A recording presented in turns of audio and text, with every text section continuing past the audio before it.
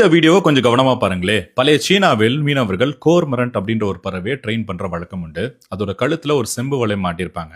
அதனால பெரிய மீன் பிடிச்சா கூட அதால முழுங்க முடியாது. அது பிடிச்ச பெரிய மீனை மீனவர்கிட்ட கொடுக்கும். பதிலுக்கு அவர் ஒரு சின்ன மீனை ரிவார்டா கொடுப்பார். இப்படி 2 பேரும் ரொம்ப சந்தோஷமா வாழ்ந்துட்டு இருந்தாங்க. ஒரு நாள் ஒரு மீனவனுக்கு பேராசை வந்துருச்சு. இதால தான் பெரிய மீனை பிடிச்சா கூட சாப்பிட முடியாது. நம்ம எதுக்கு ரிவார்டு கொடுக்கணும்னு அந்த நாள் பெரிய மீனை மட்டும் வாங்கிக்கிட்டு மீன் முள்ள மட்டும் ரிவார்டா போடுறார். பறவை எதுவுமே பேசல, சண்டையும் போடல, அமைதியா போயிடுச்சு. ஆனா அடுத்த நாள்ல இருந்து அது ஆழமான தண்ணீருக்குள்ள போகல. சின்ன மீனும் இறாலும் மட்டும் பிடிச்சு அதுவே சாப்பிட ஆரம்பிச்சிருச்சு. மீனவனோட கூட கொஞ்சம் கொஞ்சமா காலி ஆயிடுச்சு. சைக்காலஜில மற்றும் மேனேஜ்மெண்ட்ல இதை கார்மரன் டைலமான்னு சொல்லுவாங்க.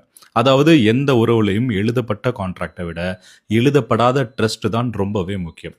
அந்த நம்பிக்கை உடைஞ்சா எம்ப்ளாயி வேலை செய்யற மாதிரி தான் தெரியும், ஆனா கம்பெனி வளரவே வளராது. புரியுதா உங்களுக்கு? உங்கள்ட்ட வேலை பார்க்குறவங்க விசுவாசமா எல்லா வேலையுமே தலைமையில போட்டு பார்த்தா அவங்களுக்கு வேற இடத்துல வேலை கிடைக்காம இல்லை. உங்க மேல அவங்க வச்சிருக்க நம்பிக்கையும் மரியாதை தான். அதை மட்டும் எப்பயுமே உடைச்சிடாதீங்க. அதை விட்டுட்டு எனக்கு கீழே தானே வேலை பார்க்குறான், அடிமையா நான் சொல்றது எல்லாம் கேட்டே ஆகணும்னு நினைச்சீங்கன்னா அவன் திறமசாலி, பிழைச்சுப்பான். நஷ்டம் எப்பவுமே அவங்கள மதிக்காதவங்களுக்கு தான். இந்த வீடியோ உங்க கூட கனெக்ட் ஆச்சுன்னா ட்ரஸ்ட் மேட்டர்ஸ்னு கமெண்ட் பண்ணுங்க. உங்க ஃப்ரெண்ட்ஸ் அண்ட் ஃபேமிலி கூட நிறைய ஷேர் பண்ணுங்க.